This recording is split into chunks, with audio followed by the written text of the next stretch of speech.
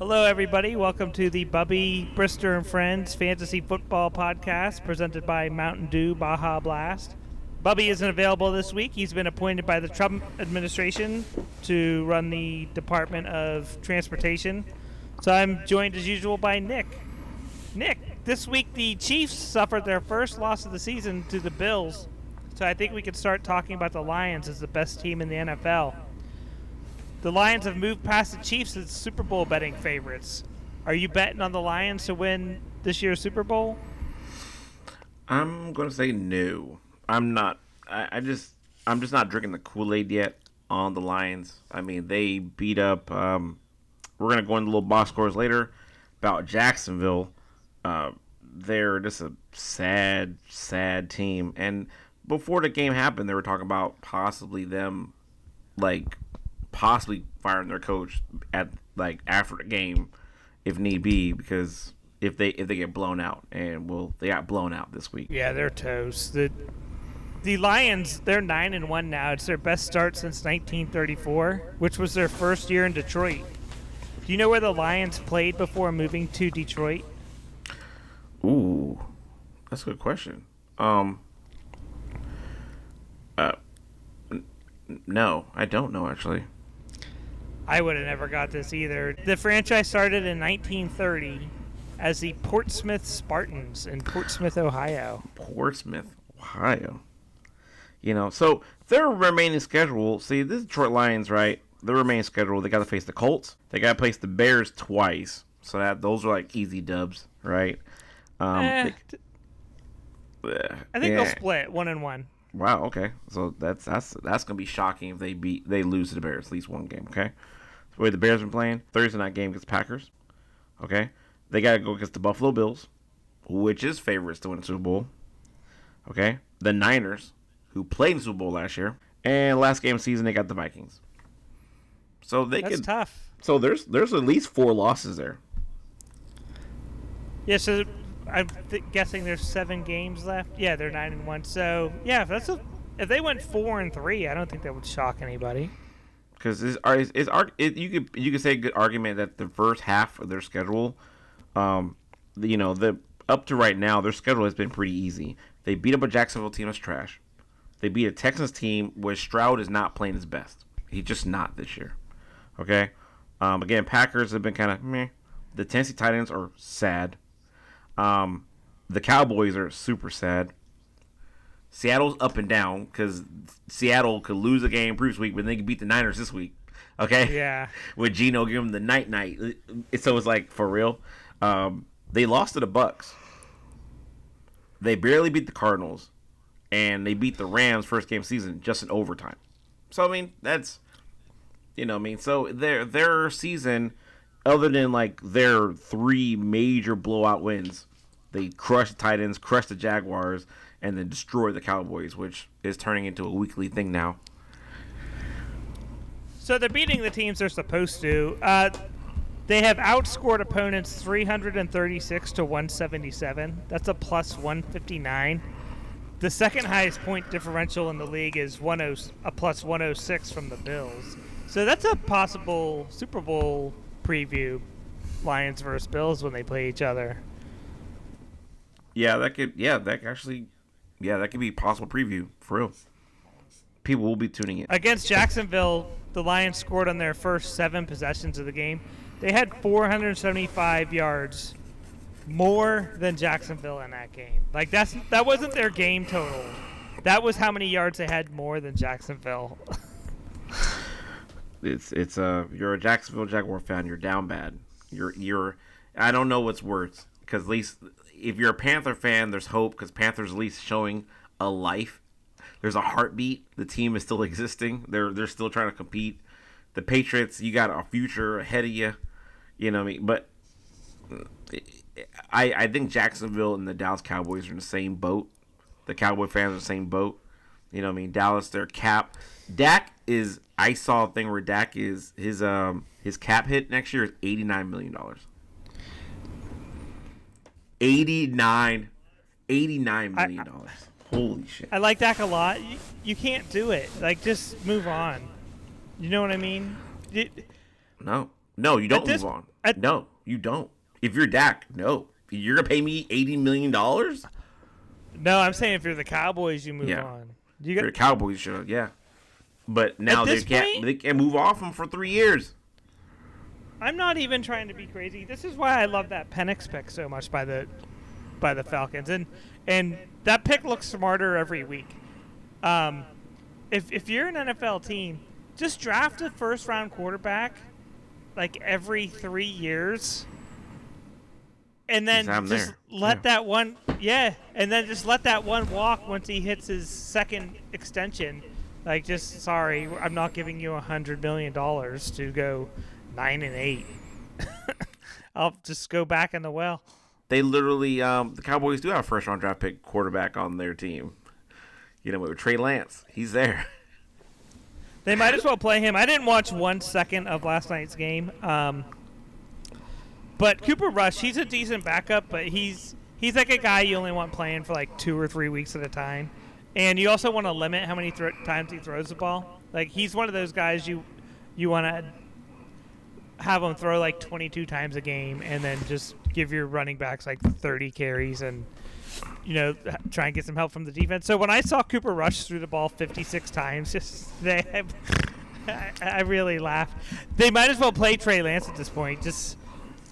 I know he's bad. I know the league knows he's bad, but you traded a 4th rounder for him. You might as well. Yeah, you guys. Just do it. See what he got. You know, and that's a problem, right? You hit the nail on the head, right? You said that Cooper Rush is great. You get a little running back and everything else. They have no running back in Dallas. Yeah. So with no running back, with no running game to speak of, it's bad. It's real bad. Yeah, you already know what you have in Cooper Rush. Trey Lance, he's probably worse than Cooper Rush, but I don't know. Just throw it against the wall, see what happens. They've got nothing else going on there. They've pissed down their leg. It's just over. Back to the Lions, though. They scored a rushing touchdown in 24 straight games. That includes the postseason. That's the longest streak in NFL history.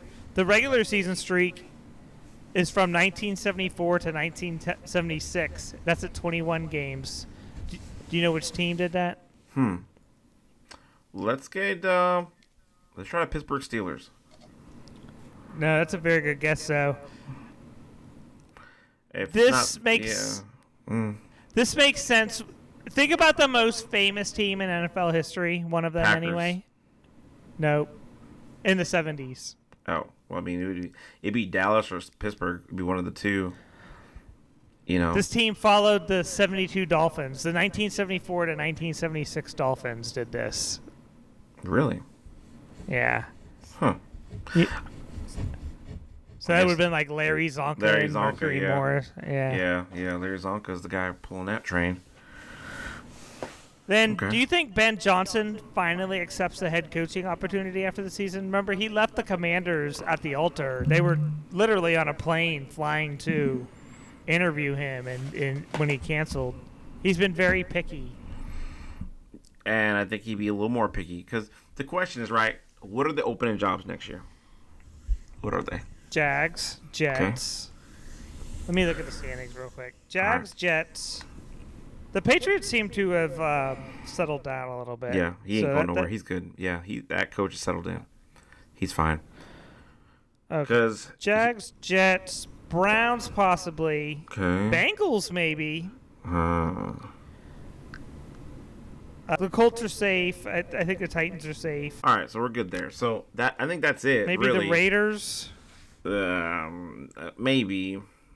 The Giants. Maybe. Okay, the Bears. So, sorry. You got the Raiders. You got the Raiders, Giants. Okay, so we're talking about and for Saints. Johnson. Yeah, and the Saints. Yeah, they need a new head coach too. So you're looking for him. He made a very point that I'm not gonna go to like bad teams or like I want an intriguing like pickup. Right? He wants like a great team to pick up. Like he wants to. He doesn't want to be in a bad situation. I don't blame him either.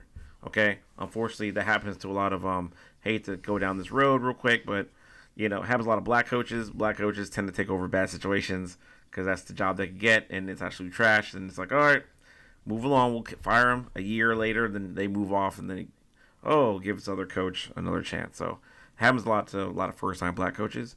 And for him, smart on him to be like, I don't want a bad situation. The Jacksonville Jaguars situation is a great situation. It sounds bad now, but they have great cap. They have a great cap situation. You got a quarterback, you got a running back, you got a decent young wide receiver core. You can fix the offensive line, get some cornerbacks. You got some there. The Giants' job would be pretty good. You're gonna talk about a top pick, so you could actually draft your future quarterback, and you have a decent defense there.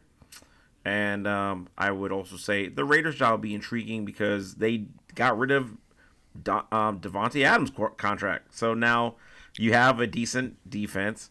You could fix the offense with your new quarterback and bring us some free agents with some nice little buzz. You got something going on there. Everything else sucks. Saints' job, cap hell. Cowboys, cap hell.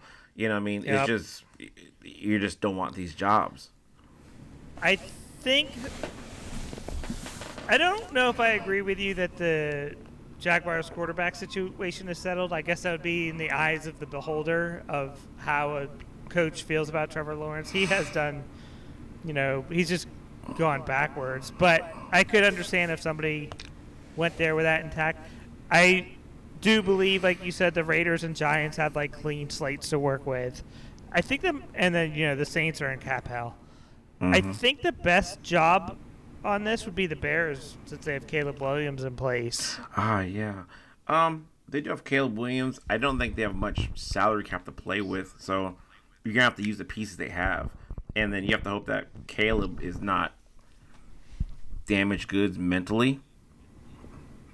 Because let's be honest, I've been said about Caleb Williams that I'm on record saying I'm not a big believer in Caleb Williams. Because how he plays in college doesn't translate to the NFL, where Caleb Williams was never an on-time, on-schedule quarterback. And in an NFL, you have to be on time. You have to be like, hey, like drop back, 3 steps, look to your first option, hit it. That's why Jared Goff is really good this year, because Jared Goff is an on-time quarterback. He doesn't make things out of magic. He don't make a lot of magic. But he's like, I'm going to do this play, and coach got it. Caleb Williams like, my first option's missed. I'm going to hold the ball for a couple seconds. Now, when you got TJ Watt out there running the ball, you can't do that. You know what I mean? He's been sacked the most this year. I mean, they played against the Patriots. Patriots sacked them, 7 or 9 times this past weekend? Like, the Patriots defense? Come on. I saw a stat where he's, like, taking the longest amount of time to get rid of the ball in the league, and they've already talked about how they have one of the worst offensive lines in the league. It's like you're not doing them any favors, where he should be doing a bunch of 3-step drop back, shoot, quick hitters, bang, bang, bang, bang. They're not flashy, but it gets you down the field, man. And that's what you need to do. Some screenplays, something. It's like, and then with your receiving core that he has, it's unacceptable. You know what I mean? There's teams out there, there's at least 3 teams that would love to have that receiving core. The Raiders come to mind. The Patriots come to mind. The Commanders. Well, wait, you got Scary Terry. Y'all just not using him. That's it, though. Dude, Luke McCaffrey's the 3rd receiver. De'Ami Brown. Like, Noah Brown is the wide receiver, too. Noah Brown caught the Hail Mary, man. He's somebody. I'm a fan of Noah Brown, but he should not be your number 2 receiver on a team that has, like, a playoff run in mind. They got him deep into camp, and that's that's shame on upper management of the Commanders, because Mike Williams was out there. They could have picked up Mike Williams. Fuck Mike Williams, get out of here with that. I don't want to. He's somebody. Give me the old Lions Mike Williams that busted out of USC. He's somebody. 20. Or y'all could have made a trade. Y'all could have traded something. You know what I mean? But like you could have been looked at your office and said like, man, our rookie quarterback needs another wide receiver. Let's get somebody. Or y'all could have drafted one. You know what I mean? Except Luke McCaffrey. He's interesting, but yeah, he's a piece. He's not a guy. But remember, they had Jahan Dotson, who was drafted in the 1st round, and they gave up on him in the preseason. Have you seen his numbers with the Eagles? He has like 9 catches on the season, and that's with A.J. Brown missing chunk of time, Devontae Smith being banged up. And that's why y'all got rid of him. He was a second round. He was like a second round draft pick, right? That first round pick. Oh, I forgot that. Okay, I Like think he was high. 15th overall. Yes, that shows why. Yeah, there's a reason why. You know what I mean? Yeah. And he went to the Eagles, which the Eagles, I swear that team. Sirianni is praying every day that he has the talent he has around him because he can't coach. He just can't coach. I swear he can't coach. He seems like if I got a head coaching job. I swear he can't coach. It's Billy on the sidelines with a headset walking around talking about, all right, guys, hey, I play Madden. Saquon, yo, just run to the left. Run to the left. Hey, Hurts, just run. Throw the ball. A.J. Brown, just run deep. You know what I mean? Like, you with the talent he has, he shouldn't fail, and he's not failing. Right, he's protected in a certain sense. But if he's in a situation where he get out coached, where they scheme against him, coaches actually scheme against him, that's why I feel he's not going anywhere. They're going to get first round bounced again if they make the playoffs. Because they're just not. No, not this time. Yeah. Even with Saquon playing so good he is. Yeah, what a signing by them. I have more on the Lions that we'll get to in the Lionheart box score stats-wise. Last thing, though, to wrap up on them. Do you have an all-time favorite Lion? And you can't say Barry. All-time Lion without saying Barry? I think the easy one is to say Calvin, right? But I think Herman Moore. But I think the last 20 years, when I think of the Lions, I think of like Ndamukong Suh. He was really good for the Lions.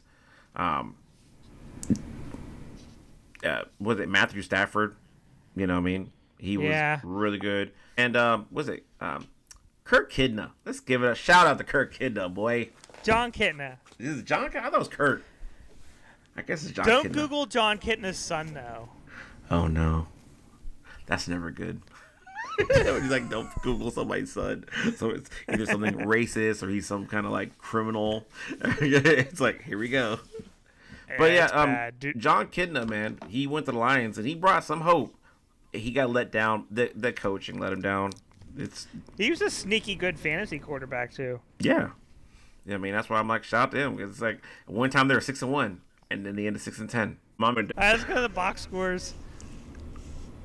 Where are we at? Ooh. Okay, this was week 11. Yeah. Yep. We'll start with me. Yeah, we played each other this week. You really didn't show up.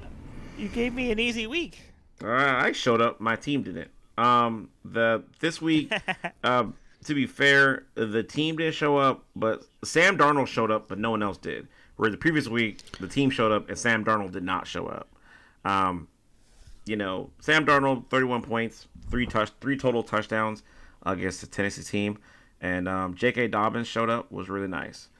There was a really interesting stat from my wide receivers. I'm trying to remember it was like something like my combined receiving catches for my team that week were so bad because they like the X amount of targets of the amount of catches they had is like crazy. You have 13 combined catches from your two wide receivers, tight end, and flex spot.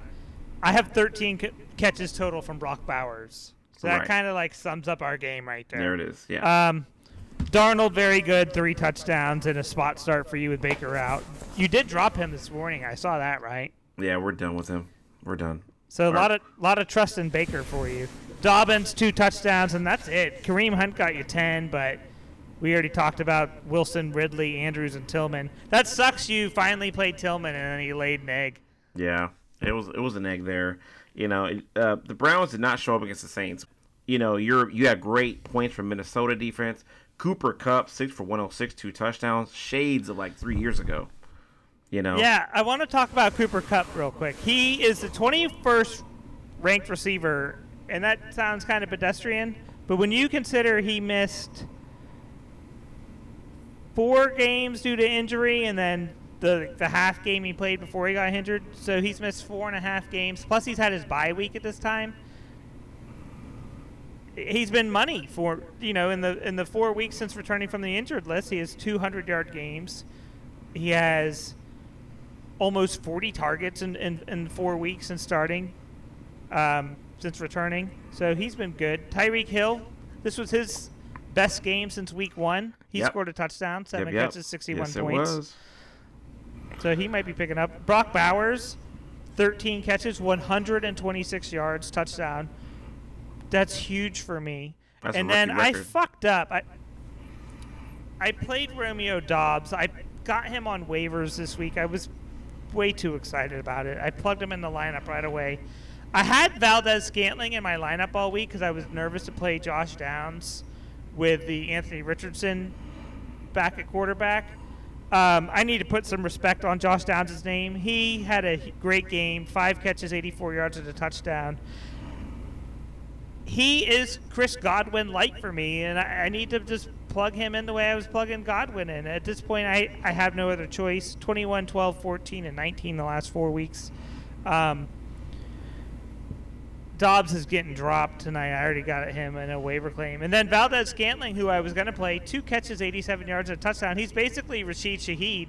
Remember, I kept trying to get Rashid Shaheed from you. Yeah, he's essentially that now. He's took that spot of just running deep and catching the ball. Question for you, though, is Jaden Daniels, man. The cool-off on Jaden Daniels. Let's talk about that. We talked about it last week. We named the episode after him, Rookie Wall. I don't think it's, like, his fault. Like, they've overused him to some extent. They don't have the receiving core, which we already touched on. The offense has been figured out, so to speak. They're not really surprising anybody anymore. He didn't have Brian Robinson for a couple games. I'm sure he's still banged up.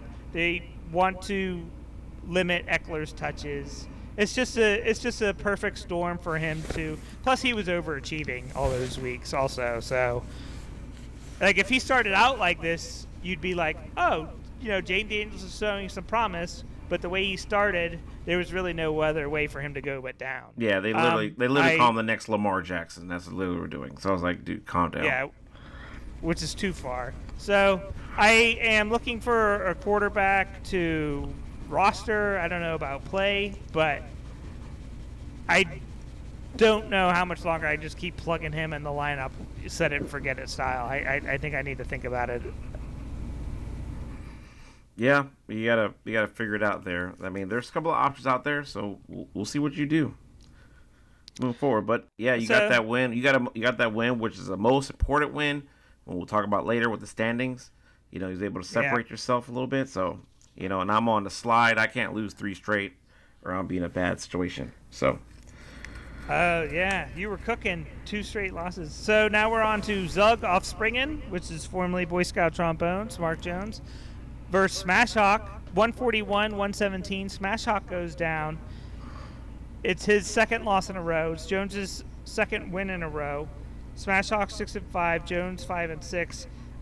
Will actually mentioned to me today that he acknowledged to me in passing. He's like, "Well, my team in your league is not doing what they did at the beginning of the year," and it's right here in the box score.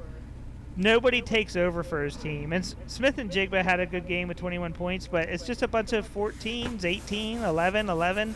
He's just doesn't have that guy carrying his team like he did with Rashad White last season. Well, you're right. He doesn't have it like that, but he does have Tua, who had 3 touchdowns, 34 points this past week, and he had a avenue to win. He had Tua on his bench, and he has San Francisco Niners. He had the Niners defense on the bench, and he started Miami's instead. And I think he could have maybe plugged them in, and he probably could have took the dub maybe. If he had done that, there's a 20-point difference between Tagovailoa and Stroud, and there's a 2-point difference in his defenses. If he does that, he loses by 2 points. But he did not play a head coach, so he had a couple of different combos to a win. He could at least played if he really pushed it, he probably could have did it. But I mean, it's what it is. Where Jones, he had Jalen Hurts starting. Bo Nix has been on fire. 41 points. I know. He's been on absolute tear there, and his tight end situation is amazing with Njoku and Zach Ertz, both like getting upper teens in points. I mean, that's he's getting it at the right time. Look, he picked up Tyjae Algier off the waivers from you. Yeah, Sounds it like was a looks trade. like there. Okay. Lab McConkley, 6 for 123. That's a awesome stat line for him there. Jamar Chase continues to be that guy, which it makes you Cincinnati. I hate to let you know right now, I'm calling it that they're going to be in trouble next year because they're going to pay Jamar Chase a lot of money. The Brinks truck is backing up into the stadium for him, so it's like you already paid the quarterback. Now you got to pay this wide receiver. You're going to have to make him the highest paid one, so it's going to be something stupid, and he's probably going something fully guaranteed, and then he's going to do stuff like that. D-Hop went back down to earth though. 5 points is kind of down to earth.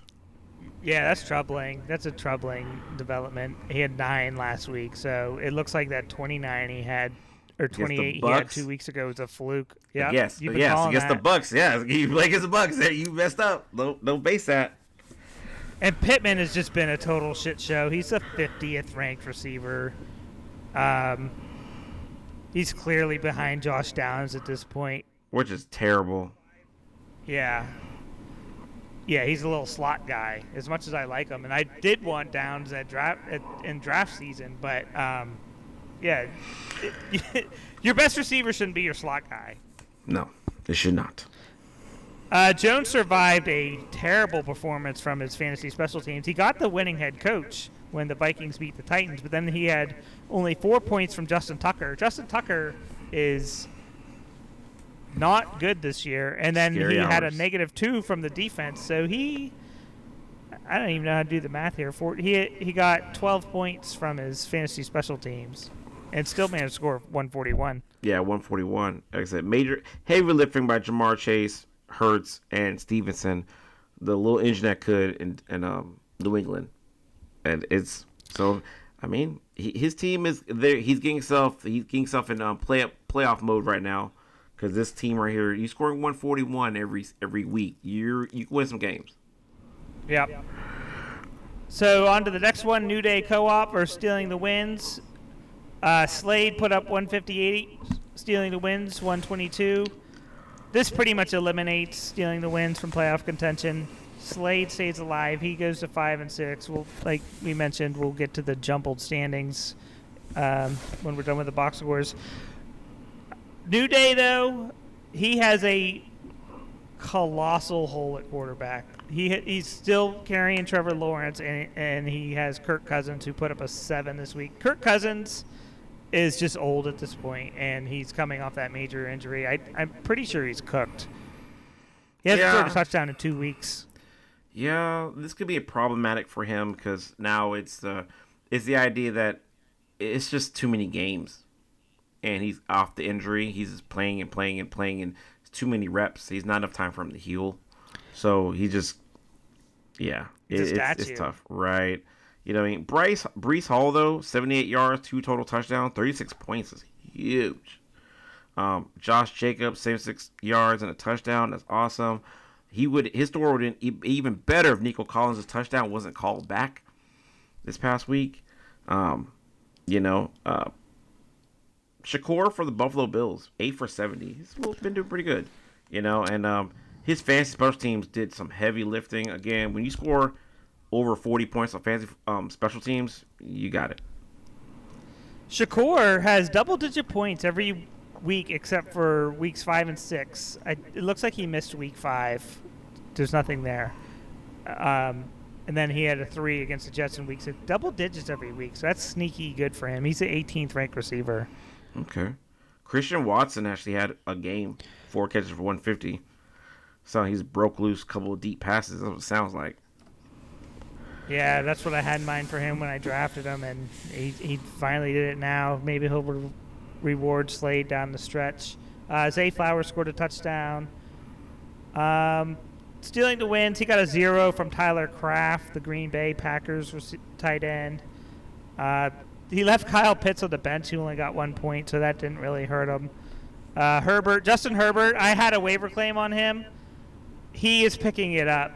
He had 31 points, 2 touchdowns this week. He threw a beautiful touchdown pass to Quentin Johnson. Barkley, it's hard to believe that he has Barkley on his team, and he's already eliminated from playoff contention. I guess you could blame Jalen Waddle for that partly. You could blame Drake London, Waddle, his tight end position, the flex position. Yeah. Like you blame everything else because it's just because when you look on his bench, Eckler's giving up doing some points here and there, but he ain't carrying nothing. And we've seen a lot of Worthy may have be 4 for 61 this week, but he's had a couple weeks where it's been nothing. Tyler Lockett has been semi-cooked all year. So it's been tough for that. So we can see why. But Barkley is head and shoulders the best running back in the league. You know what I mean? Head and shoulders. Like when he runs the ball, it just looks hella different. He looks like he's playing Madden. He does little spin moves and all that, and it looks crazy. So yeah. On to the next one. We got Spawn versus Sweetness. Rob has won his 3rd game in a row. He improves to 9-2. He's the top team in the league, the number 1 seed. 155, 126. Heater made a little run. He got to 3-4, and then he's lost 4 in a row. So he's cooked. Joe Burrow, again, 3 touchdowns, 356. Their defense is terrible, so they're always playing from behind. In the last 3 weeks, Burrow has 12 touchdown passes. He is the number 2 ranked quarterback. The perfect recipe for a fantasy quarterback. Joe Mixon, another 3 touchdowns, 109 yards, 42 points. It's crazy. Kenny Walker, 17 points. Justin Jefferson, I have a stat on him. He had 81 yards. That gave him 6,811 for his career. That's the most ever by a player in their first 5 seasons. And there's still 7 more games to go. So he may put this record out of reach for most receiving yards in the first 5 seasons to start a career. Probably. The only thing that'll save Jerry Rice from Justin Jefferson catching him is the longevity that Rice had. No one's going to play as long as Jerry did. That's the problem. Jerry played entirely too long, and he was too good for too long. It was ridiculous. Yeah. So, Deebo Samuel had a very tame game. Cole Kmet, unfortunately, he's on Chicago, so yeah. But it's that connection with like the running back. He fell into the backup running back for Cincinnati Bengals, who's now the starting one. 26 points. Chase Brown, drafted 129th.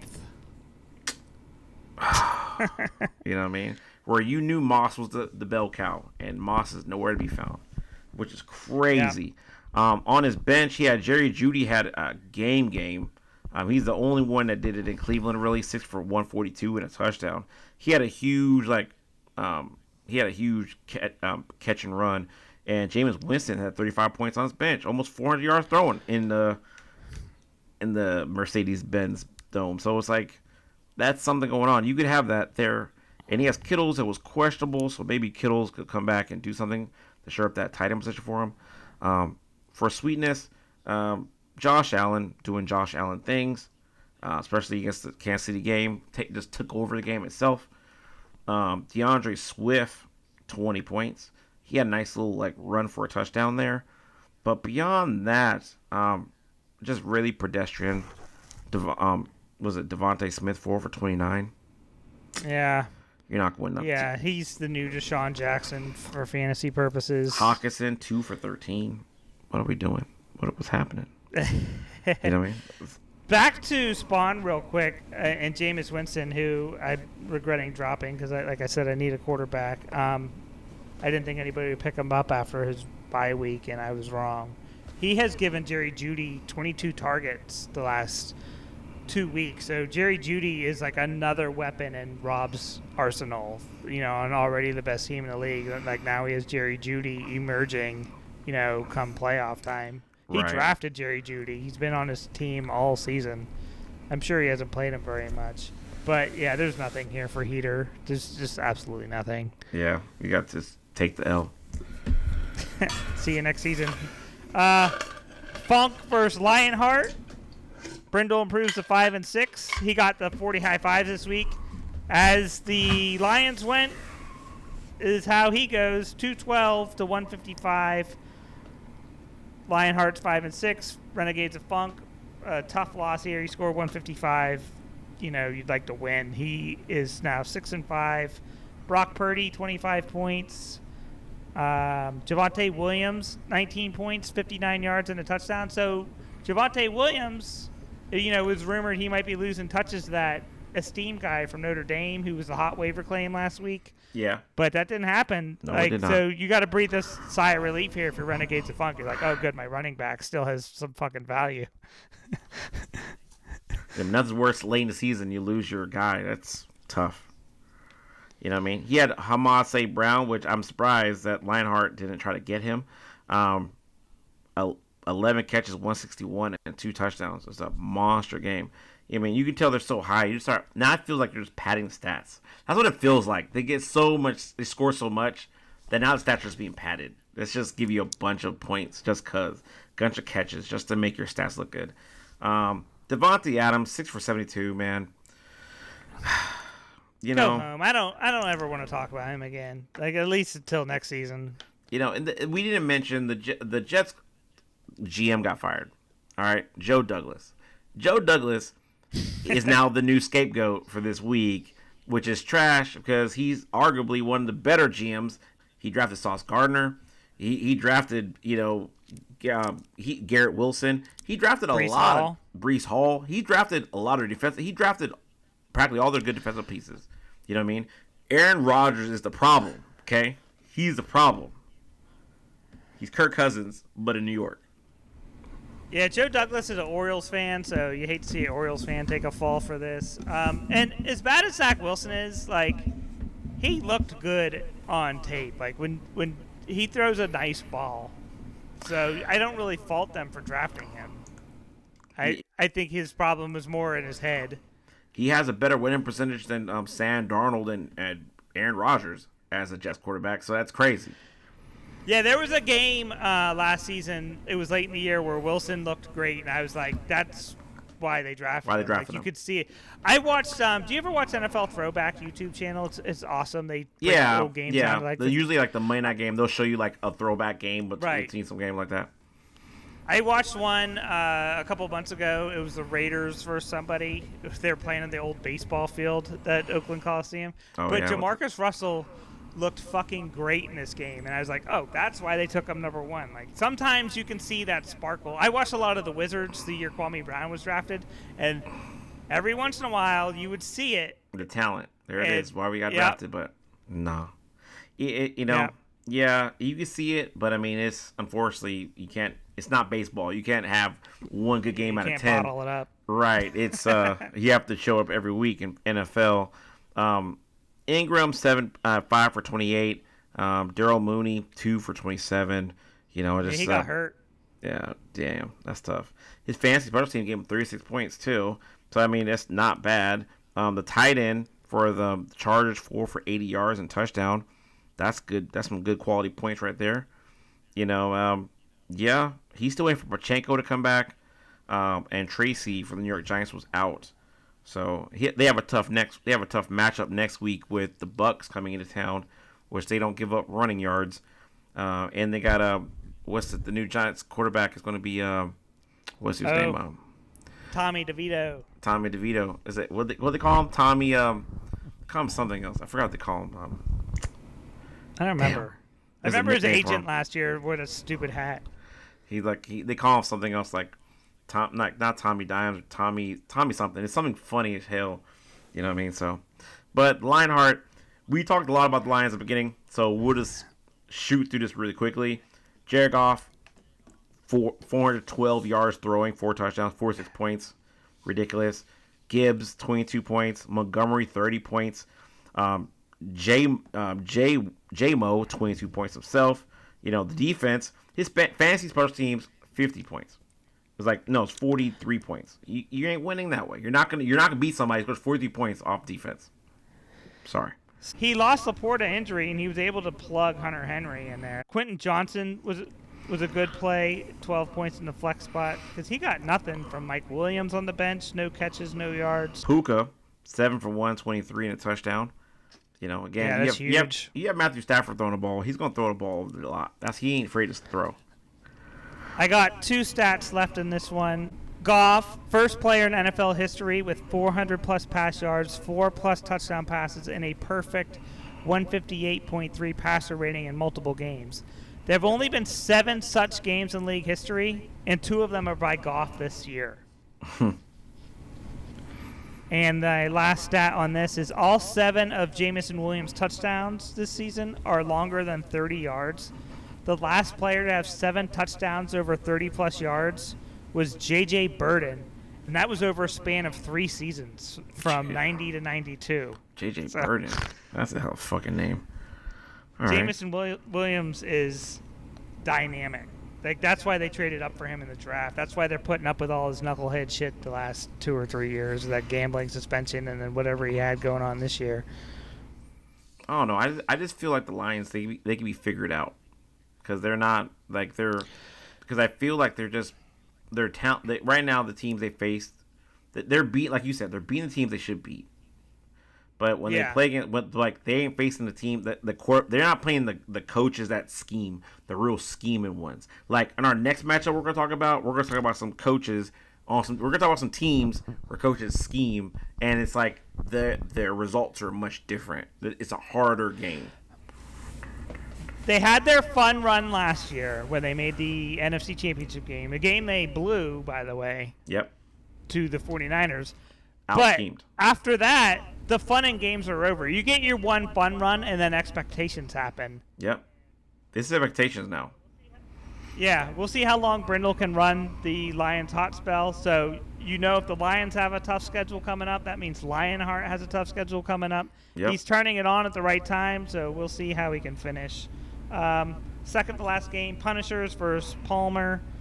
120 to 117. This one was close. Punishers lost to fall to 8-3.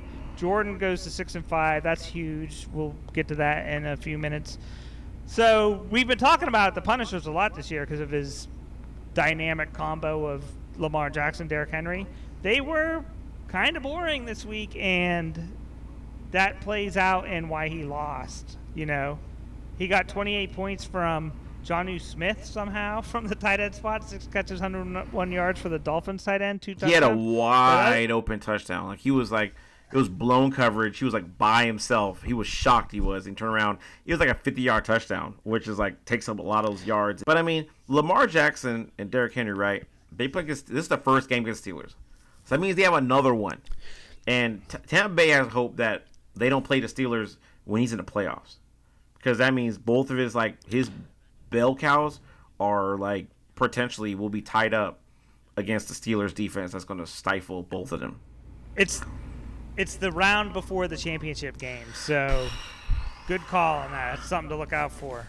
That's we have to watch out for. That's those matchups where things play out bad. Like we were talking about the Lions, they got to play the Bills later. You know what I mean? So the Bills' defense is good, and you're not running up on them. I guess good news for him is that game will be in Baltimore, right? This past game was just in Pittsburgh. Yeah, that's the good news on it. But I think they're both fighting for division or playoffs, so they're gonna beat each other up again. So that'd be something there. Scary Terry, 1 catch for 10 yards. Why? Yeah, it's a problem. Why, Billy? Why? Why is this happening to him? He's got no one to. I mean, they could triple team Terry McLaurin with the way his receiver core is just. They can't be that bad. The other receivers can't be that bad. They are, but he didn't have. Didn't have Chuba this week, so maybe he wins if he has Chuba. He plugged Madison in there, who has been. Pretty good this year for a guy who had no expectations. But he got hurt, and I think he's going to miss some time. Wait a minute. He had a path to win, because if he would have started on his bench, there's E. Moore down there, 6 for 6 yards and a touchdown, 18 points. Instead of Scary Terry, you got to win.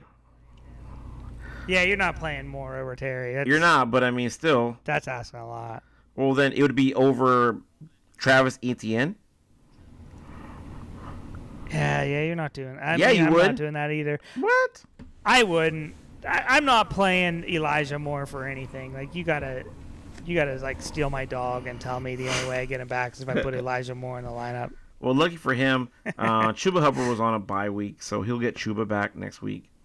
So that helps out his running back situation there. Palmer there, 120 points. Patrick Mahomes continuing his pedestrian year, 25 points. Christian McCaffrey, 19 points, 79 yards rushing. Yeah, huge. Nick Chubb.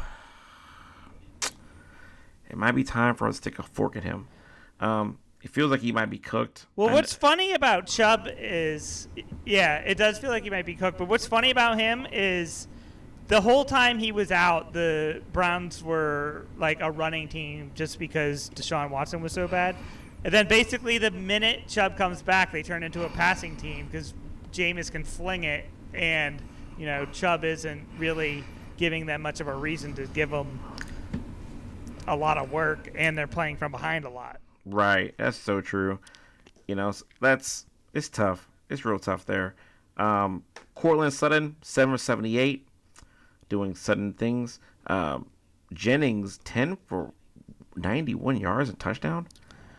Is he better than Brandon Ayuk at Brandon Ayuk's role? He might be better at it. He's hella stronger than him. There was a play where it was a third down play, and he caught it like 3 yards behind the first down marker, and he turned around and carried 2 defenders across the first down marker. So he's hella stronger than him. I'll tell you that much. 17 catches, 22 targets the last 2 weeks. Oh, wow, okay. For Jennings. That says that's. I think it's more indictment on Deebo Samuel too, because Deebo usually getting more catches. They're just not getting them. Which is, they said an interesting thing about, like, Deebo Samuel. Seattle won the draft Deebo Samuel that year. But, like, another team, the Niners moved up and drafted him instead. So, they're trying to draft Metcalf and Samuel that year. And they got blocked. So, they were really trying to figure out their future. T. Higgins, 9 for 148. And a touchdown. Boom. That's why he won. Something about these Bengals when they're going to lose the game, man. They put up some points. My man has 18 touchdowns, 2 interceptions, and all these losses. He's putting up Pro Bowl numbers in losses. Yeah, the Bengals got moxie, like for 4-17 or whatever they are. Like they're not quitting because that's a huge game for Higgins. That has to be his best game of the year. Oh yeah. Oh he had 29 in week 5 also. So that tied his, but he's missed 5 games this year. He missed a lot of games. He's on bye this week. But he's gonna that shows they're on a bye this week coming up. Oh Lord. But they're gonna show next year for whatever team that needs wide receivers, Commanders, that this guy could be the guy. So this was kind of fair. Punishers didn't have Chuba, but Palmer didn't have James Conner. So, Yeah, he's fair. guaranteed 20 points. The head coach made this super close because Punishers played the Green Bay head coach who won by a point, and then Kansas City head coach lost for Palmer. So this really could have, should have had more of a decisive win for Jordan. You got anything else there? No, that's it for that. So last one is Mile High Salute versus Dead Money. Dead Money still kicking 143 to 125. This is the 4th loss in a row for Mile High Salute. That is a disaster. He was 4-3 at one point. Now he's 4-7. He got a 0 from Jasicki on here. He got a little. Jasicki basically was like a girl he knew he shouldn't have trusted, who he let stay like 3 nights too long, and she just cleaned him out, gave him a 0. Christ, like he drugged him and cleaned out his whole apartment and took his kidney too, left him in a bathtub with ice. And combine that with his friend Ricky Pearsall, who got a 0, no catches, no yards. Who, my man, got shot.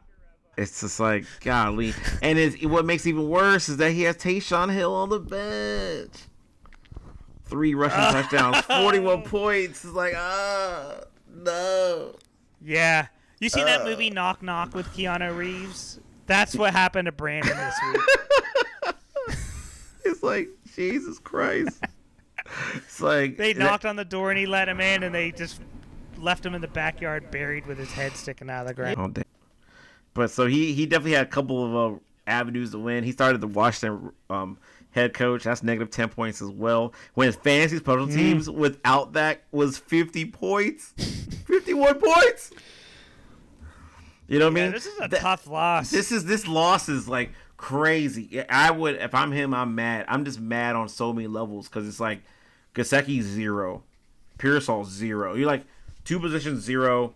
You know, you still score 125 because your special teams gave you 50 points.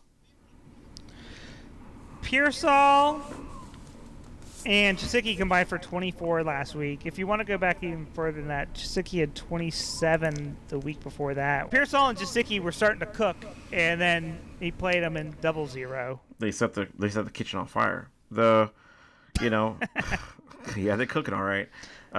George Pickens continued to do 8 for 89. He's showing himself to be an elite wide receiver. With Russell cooking in the kitchen for him. Reed for Green Bay, 2 for 23 and touchdown. I mean, the touchdown makes it worth it because if not, it would have been really sad there.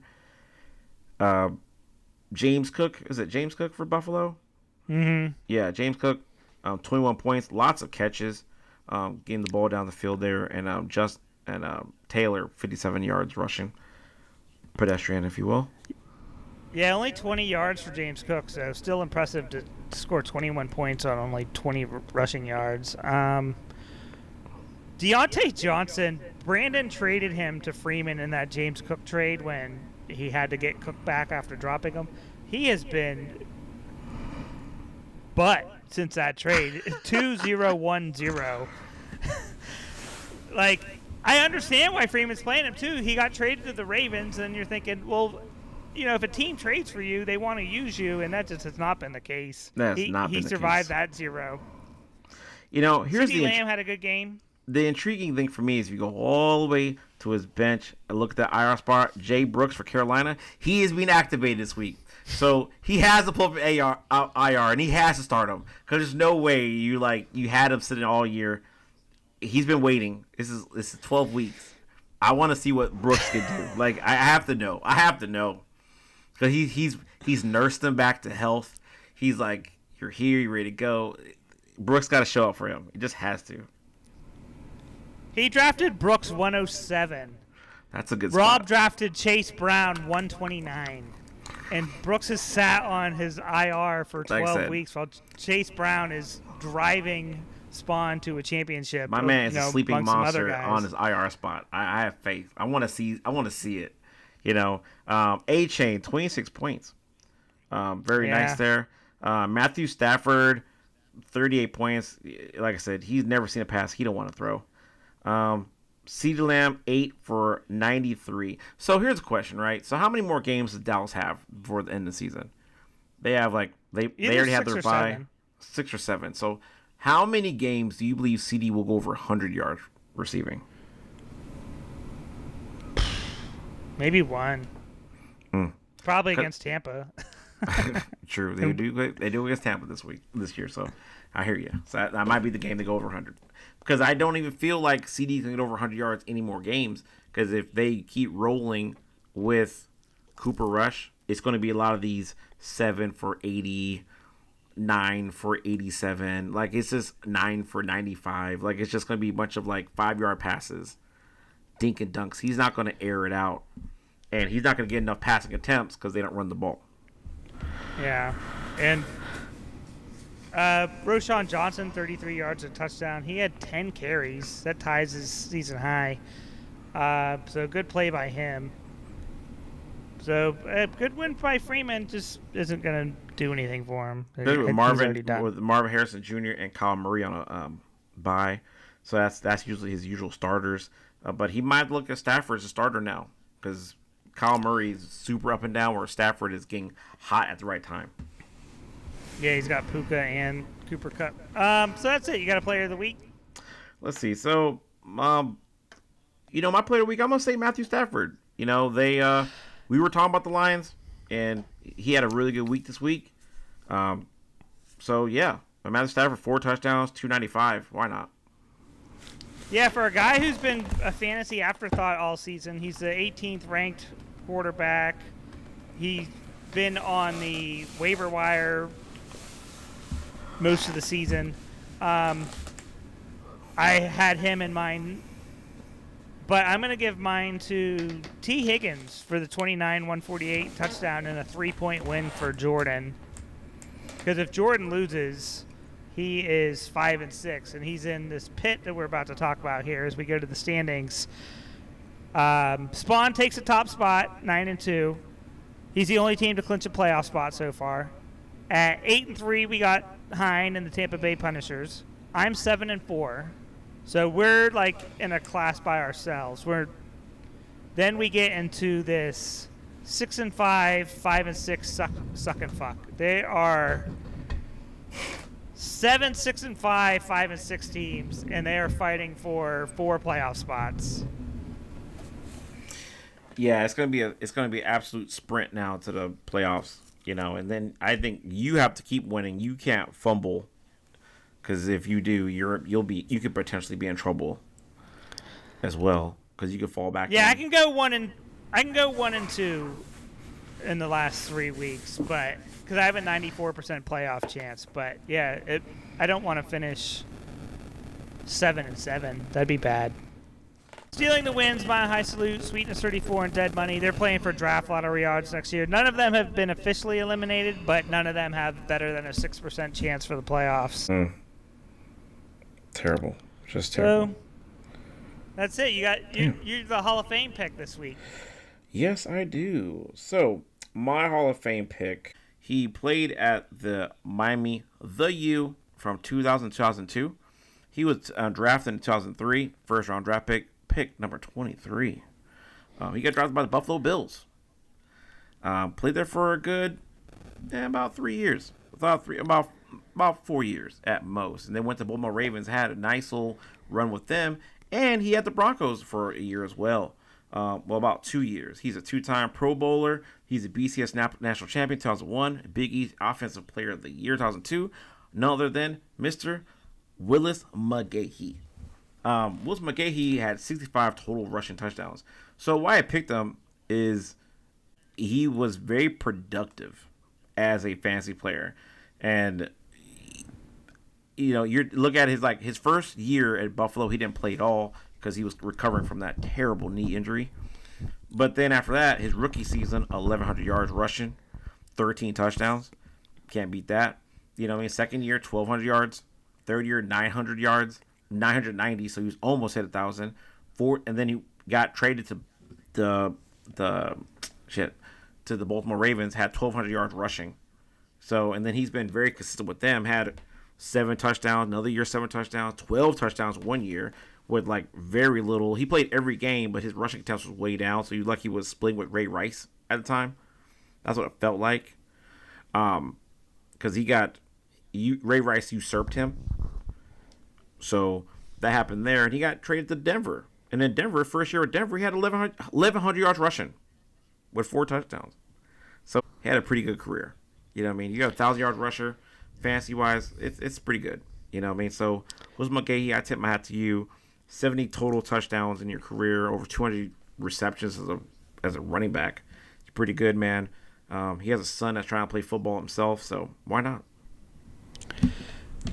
Yeah, I was watching that game where he exploded his knee in the championship game. I think it was against Ohio State. Yes, it was. That was brutal. And then, so this rookie year in 2004 with Buffalo, remember they had Travis Henry as their running back, and he was a very good running back for Buffalo.